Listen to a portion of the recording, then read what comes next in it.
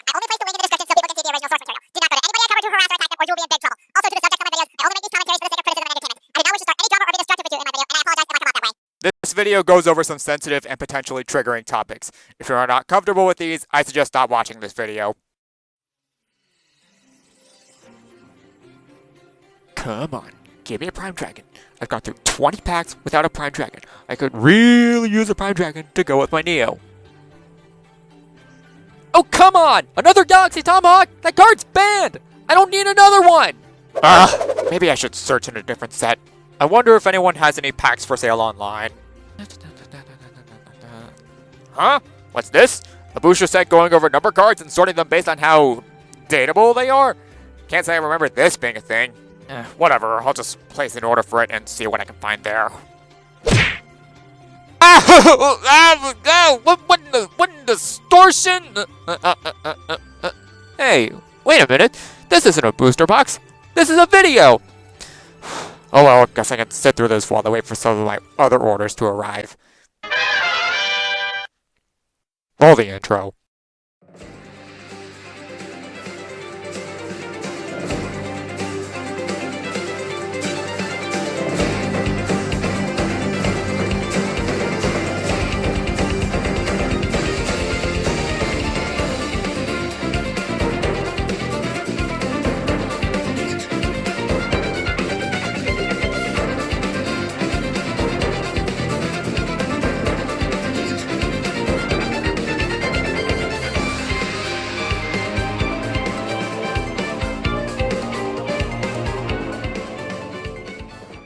Hello everyone, me again, the Blazing Larvesta, and boy is it about time for me to talk about Yu-Gi-Oh! I've been on and off with this franchise for about a decade now, but after a bit of having my curiosity piqued again, mainly from playing Forbidden Memories and Duel Links, I thought I might try my hand at covering some children's card game related material. So anyways, meet Bumbles McFumbles.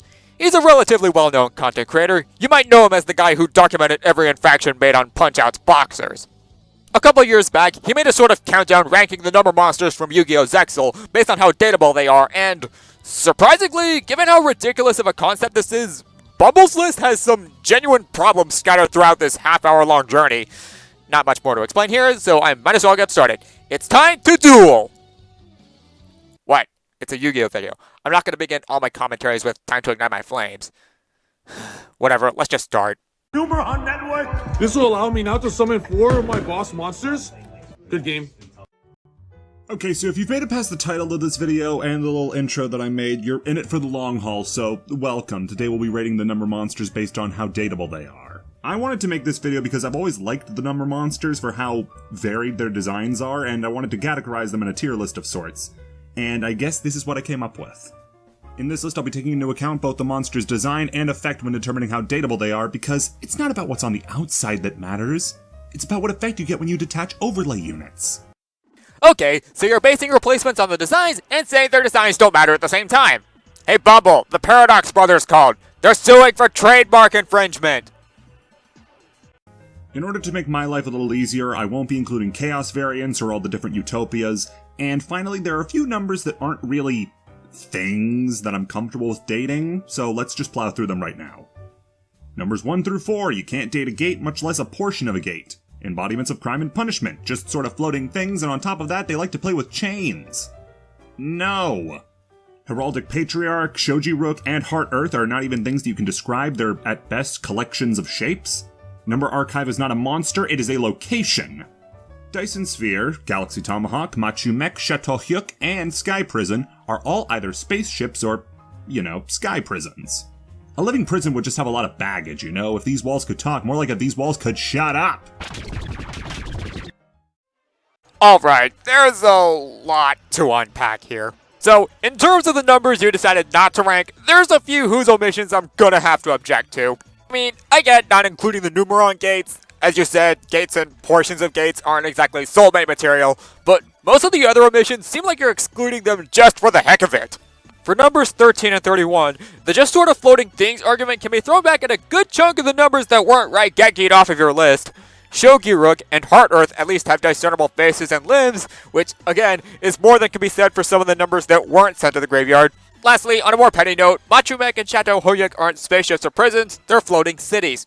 It would have made more sense to group them with Heraldry Patriarch or Number Archive instead, but give it a few moments and you'll see exactly why these omissions are arbitrary and reek of double standards. Winning the coveted wooden spoon is Gold Rat. This thing is an absolute hot mess. First off, he's incredibly high maintenance, with those 3 level 1 monsters required for its summon, needing you to shuffle a card into the deck in order to draw a card, and his attack and defense being awful. This guy harasses girls at anime speed dating, avoid at all costs. Alright, number 56. This should be an easy place to start. For starters, 3 level 1 monsters really isn't that high maintenance, especially compared to cards like Chateau Hoyuk, Ronomukun Sandayu, or Genbuster, who each require monsters of a specific archetype, type, and attribute respectively. Even on its own, there's more than a few ways to get 3 level 1s out on the field in no time. If there's another Xyz monster on the field, you can have Karivolt zap 2 of its materials to special summon 2 more Karivolts. Alternatively, a Corno and Pineconu can be special summoned through their effects, allowing you to normal summon your 3rd level 1 monster. As for the effect, while an overglorified card trader really isn't that spectacular of an effect, I'll admit that much, it can still be useful if for whatever reason you end up drawing a card you'd rather stay in your deck, such as those that work with Numeron Network. I don't know. Considering some of the messes we're about to see shortly, something tells me you might have gotten Gold Rat harassing girls online from a fake news website. Numeron Network. This will allow me now to summon 4 of my boss monsters. Good game. Next up is Bamboozling Gossip Shadow, and this thing is totally toxic. If you want a boyfriend who will treat you like complete garbage, spit on you, and use you as the subject for a very cruel prank YouTube channel, this is your man. His ex, heroic champion Rangaminiad, will tell you all about it. Plus, he's literally got gossip in the name. And here we have Bumbles being needlessly vague about Bamboozling Gossip Shadow's toxic behaviors. Dude, this guy can force you to change your effect to both players draw 1 card over something that would be more useful in a dire situation. Your context was right there. After that is Mannequin Cat, and I imagine this thing's kind of like one of those real dolls, and they creep me out, so no. Also, I'm not into lollies. Yeah, let's just casually ignore the fact that Mannequin Cat is into necromancy. Clearly being a gender-bent Pinocchio is a far more pressing matter than that. Up next is Crazy Box, and he's literally a hot mess. This thing will want tender loving care 1 minute, demand to go out to dinner the next, break up with you on the car ride home, and destroy itself because you rolled a 6. There's someone who can rein this fella in, but it's not you. Heraldic Patriarch, Shoji Rook, and Heart Earth are not even things that you can describe. They're, at best, collections of shapes. Bubbles, we're just in your 5th worst segment, and already your graveyard is showing problems. If Heraldry Patriarch, Shogi Rook, and Heart Earth, among others, are apparently too Picasso-esque for your liking, then why does Crazy Box get a free pass despite being a literal box with an eye inside of it? Last I checked, cubes are no more dateable than whatever the likes of Chateau Hoyuk and Sky Prison are supposed to be. If this was a one-off occasion, I wouldn't care too much about letting this crack slide, but as you'll see a lot as the video goes on, this is going to be a recurring problem. Next is Heartland Drago, and you can kind of see what I was talking about with Mannequin Cat, but it's a little more debatable since this is a dragon, but it kind of feels like I would be having sex with Strawberry Shortcake. It just feels wrong. Next is Manipulator of Souls, and if there's one thing I don't want in a significant other, it's requiring 3 level 2 monsters in order to summon. But it's also someone who brands themselves as a manipulator. Manipulator of Souls is the type of person that makes friend groups turn on each other by spreading rumors about private group chats before outing those group chats to the people not included to make himself feel superior. Next up is Acid Golem, and I mean, it's literally a monster with no positive effects. I can't think of a single reason you'd want to date Acid Golem, except to set him up with a person you really hate so you watch Acid Golem ruin their lives. At that point though, who's the real monster? Wow, you really couldn't find a better picture of Acid Golem, could you? Though, on a more general note, am I the only one that finds it sketchy that you're claiming that a manipulator that turns friends groups against one another out of a superiority complex, and an acidic golem who takes a toxic relationship to its literal extreme to be better dating options than the likes of Heartland Draco and Gold Rat? I've already gone over how this video unfairly vilified Gold Rat, but Heartland Draco can avoid being targeted for attacks if you have a spell card on your field, and it can also attack your opponent directly for 1 Xyz material. Sure, they keep other monsters from attacking with that effect, but if you're worried about that, I think you're not as loyal to them as you think. Point is, Heartland Draco doesn't deserve to be grouped with the likes of Acid Golem, Manipulator of Souls, and to a lesser extent, Burguska. Just saying. Numeron Network. This will allow me now to summon 4 of my boss monsters. Good game. Next up is Samoji Soldier. This guy suffers not only from his low attack value, but by being a disloyal punk. This guy's effect benefits all players, including the opponent when they're activated. He's just as willing to flake on you for somebody else the second they catch his eye. He's a hussy! By low, you mean non-existent? Humor on network. This will allow me now to summon 4 of my boss monsters. Good game. Next up is Force Focus, and don't weep for him. He's just lucky he didn't get put into just a thing category with the other ones. I don't want a relationship where I feel like my partner is breathing down my neck, and Force Focus is exactly that on account of the fact that he's made of cameras. This guy will know your every move, even when you think he's not watching. After him is the Shockmaster. Another monster doing hard time. Shockmaster is a hardened criminal, being in the slammer for the better part of half a decade. Ugh. Play the clip. Heraldic Patriarch, Shoji Rook, and Heart Earth are not even things that you can describe. They're, at best, collections of shapes. At this point, I'm seriously starting to question what the point of that whole segment is. Humor on network. This will allow me now to summon 4 of my boss monsters. Good game. After him is Gimmick Puppet Giant Grinder. Gimmick puppets are tricky because there's certainly a subset of people who have their kinks fulfilled entirely by the gimmick puppets. Do I ever want to meet these people? Well, of course. I just request that bulletproof glass be installed before I get there. And? You telling me embodiments of crime and punishment don't have that kind of group as well? Look, Bumble, I know I've been harping on you a lot about your omissions list by now, but the problems with it are really showing now. I'm not even saying you have to put the numbers you left out particularly high on the list. Just moving these segments to an appropriate placement on the list, such as near Giant Grinder in the case of the numbers 13 and 31, would alleviate a lot of the headache you inadvertently brought onto your criteria. Humor on network. This will allow me now to summon 4 of my boss monsters. Good game. After that is Djinn Buster, and I got great news for you if you like things that are phenomenally boring. Djinn Buster is jumping into light fierce. Stale bread. Water without any ice. The latest season of The Simpsons. And dirt. See you in Master Rule 5, everybody. He's not going to show you a bad time, but he also won't show you anything worth coming back for.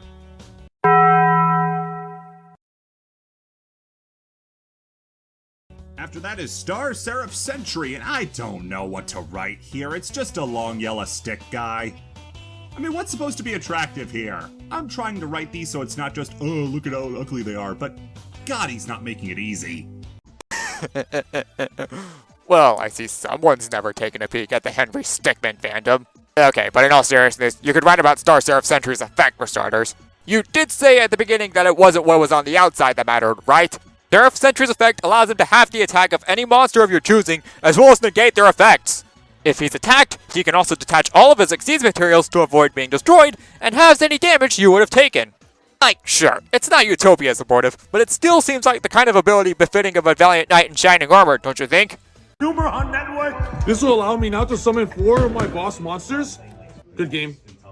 After him is Giant Hand, and I mean, who would ever want somebody that's so handsy?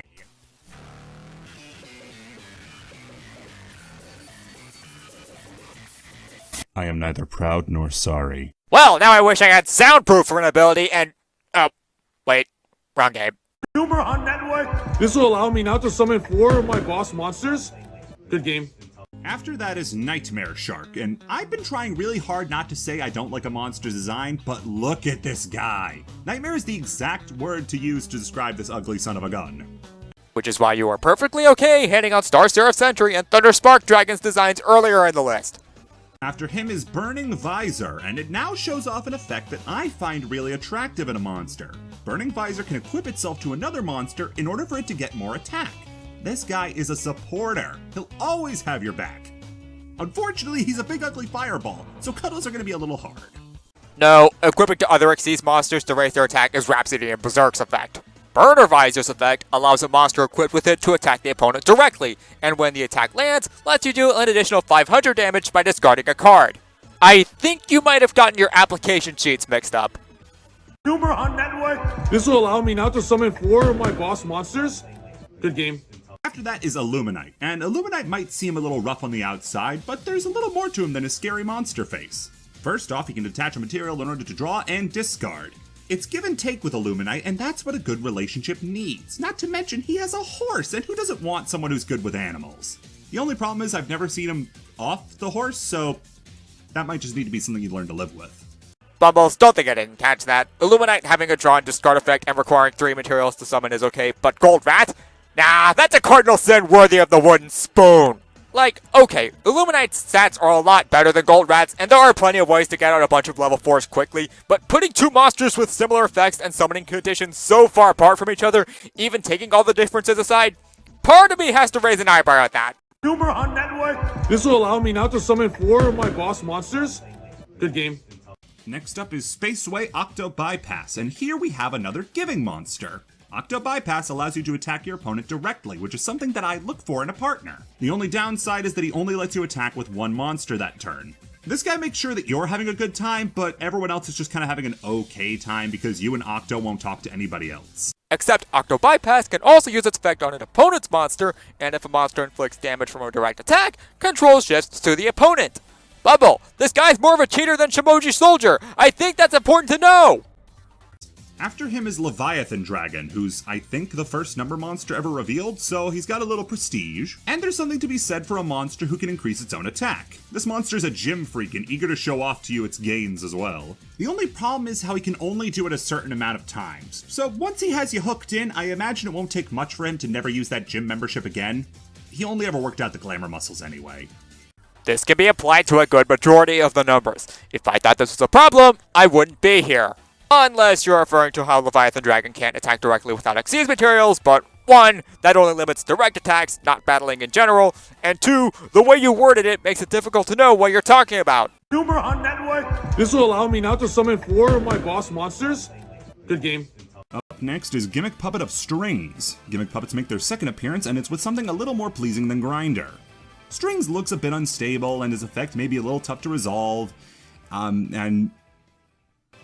You know what, never mind. I was trying to talk myself into protecting this guy, but I can't. Put him down with Grinder.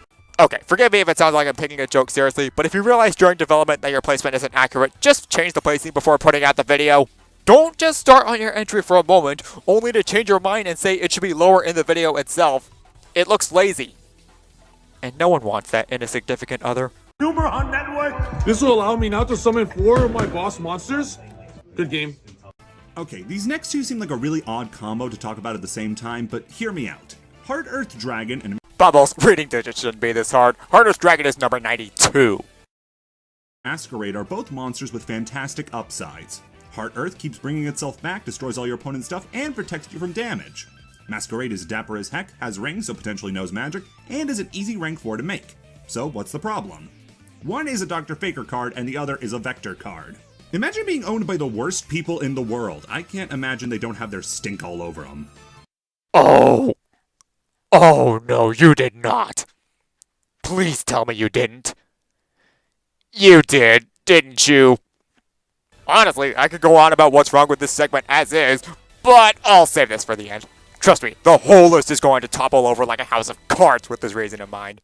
Next up is Gimmick Puppet of Leo. The greatest, but really worst, gimmick puppet. Leo is regal, majestic, and rules over all the other gimmick puppets. The downside? His effect wins the duel by having 3 counters on him, so he's trying to rush things. Imagine after going on 3 dates, then he tries popping the question. Very good, he just needs to calm down. Actually, his effect is even worse, as he won't even let you activate it if you have any spells or traps, and you can't conduct your battle phase if you use his effect. And trust me, getting 3 counters onto him is a lot tougher than it seems. 6 turns don't exactly fly by in the blink of an eye, especially not in modern Yu-Gi-Oh! Next up is Titanic Moth, and this is one majestic moth. I can imagine walking with this thing in the forest and being really, really calm. Now, the less said about its effect, frankly, the better. Let's just focus on how pretty it is. Why? All Titanic Moth does is let you attack directly and deal burn damage to your opponent for every card in their hand. Even if there isn't much, if anything, objectively wrong with it, the least you can do is tell us your opinion instead of just saying the less said the better. Humor on network. This will allow me now to summon 4 of my boss monsters. Good game.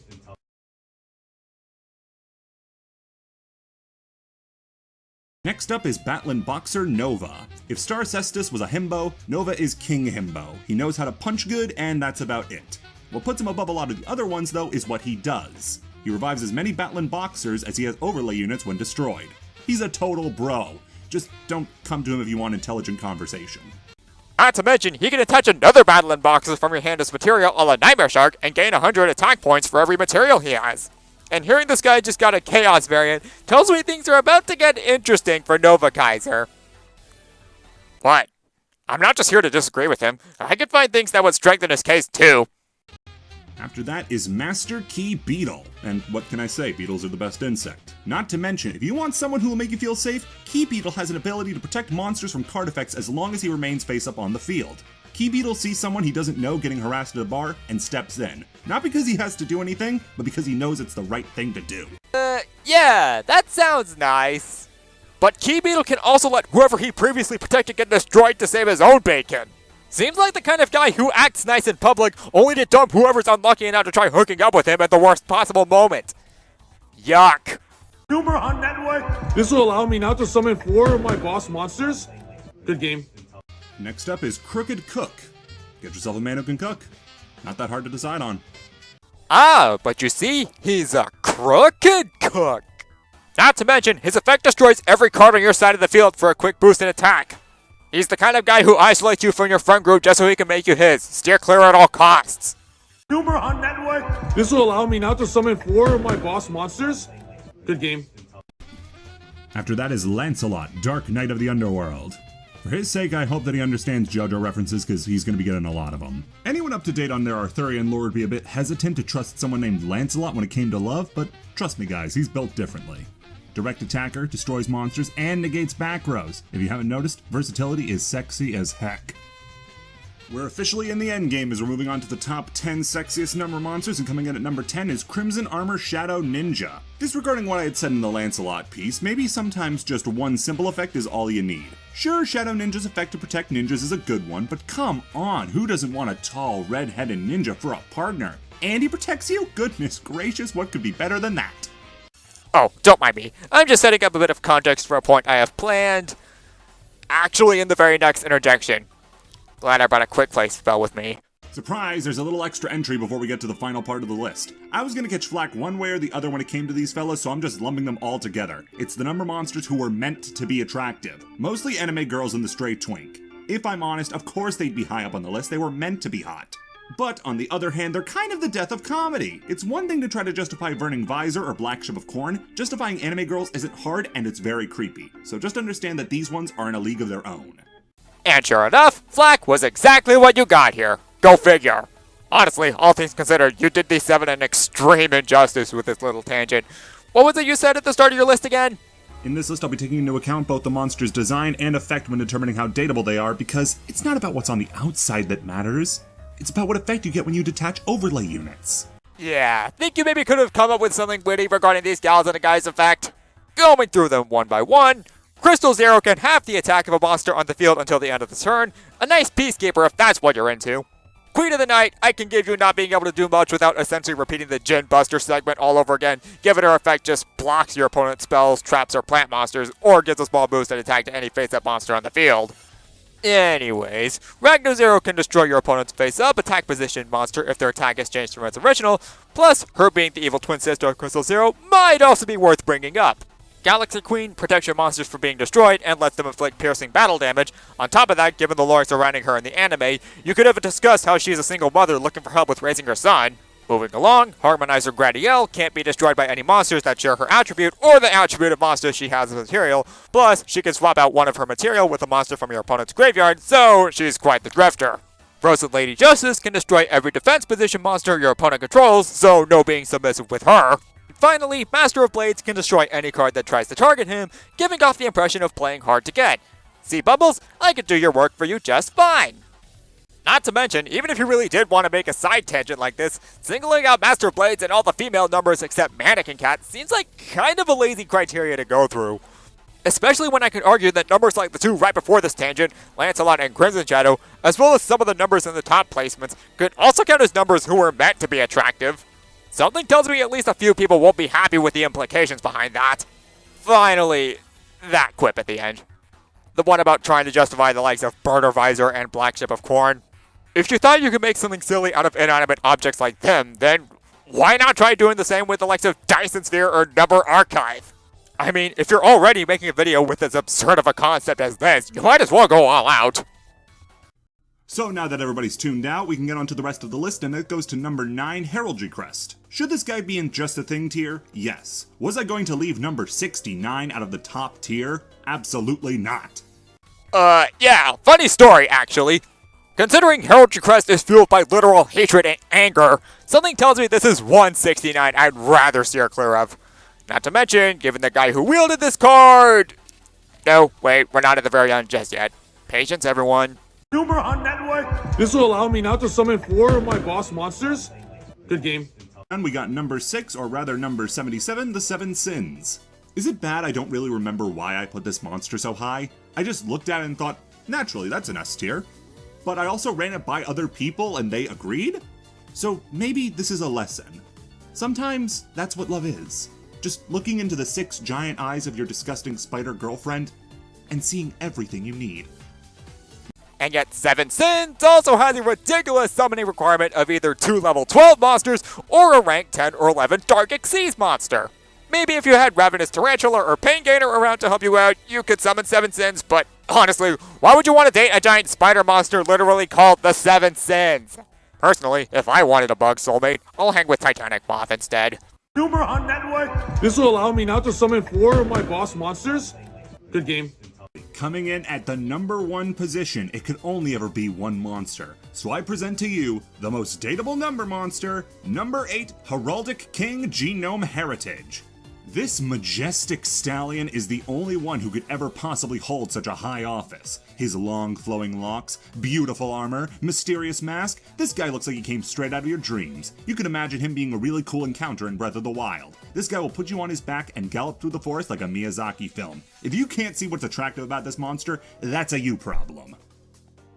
Funny, because I can think of a you problem as well. Why isn't this guy down with Hardest Dragon and Masquerade?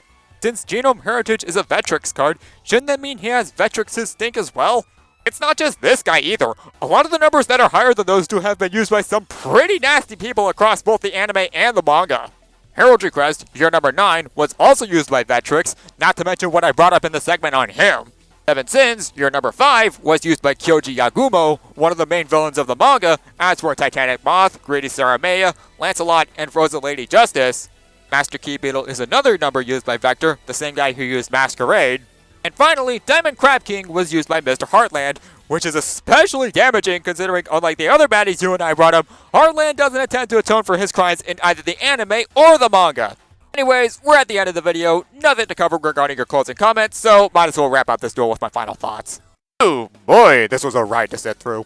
To be honest, this is up there with some of the least awful videos I've covered on my channel so far, and I'll concede, a part of me did play along with the joke behind your video instead of just roasting it like I do most of my other commentaries.